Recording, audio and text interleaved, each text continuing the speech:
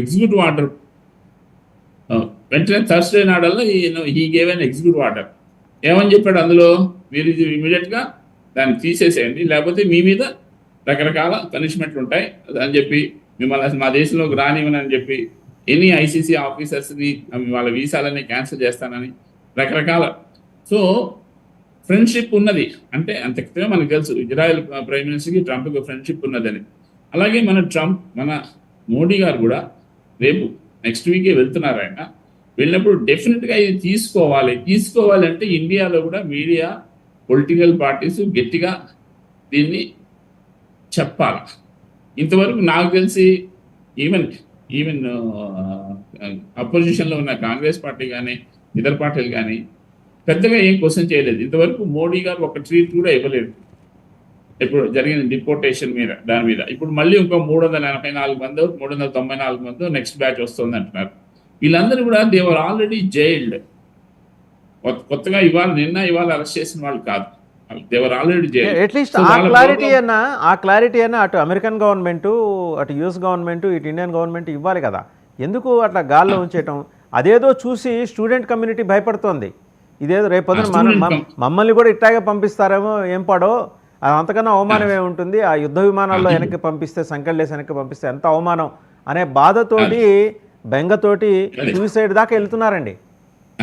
ఇవాళ జరిగిన సంఘటన సూసైడ్ వెళ్ళటం అనేది నిజంగా దురదృష్టకరం. అది అంతవరకు వెళ్ళాల్సింది కాదు. అయితే ఏంటంటే ఇప్పుడు ఇందాక మన మిగతా కో ప్యానలిస్ట్ కూడా చెప్తున్నారు, అక్కడ ఉన్న వాళ్ళందరికీ తెలుసు అక్కడ పరిస్థితులు. ఇప్పుడు కోవిడ్ వచ్చిందండి, దాదాపు 1 సంవత్సరం పాటు ఎవరికి ఎలాంటి ఉద్యోగాలు లేవు. ఎగ్జాక్ట్లీ, కోవిడ్ 1 సంవత్సరం పాటు లేవు. చాలా అవసరం పడ్డారు. నాకు తెలిసి నేను కూడా అనేక మంది నాకు ఫోన్లు చేసి ఏదో ఒకటి ఏంటంటే $100 పంపిన వాళ్ళు, $500 పంపినవి ఉన్నాయి.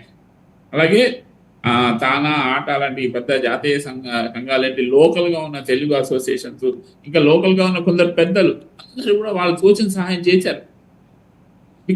Because that is the crisis.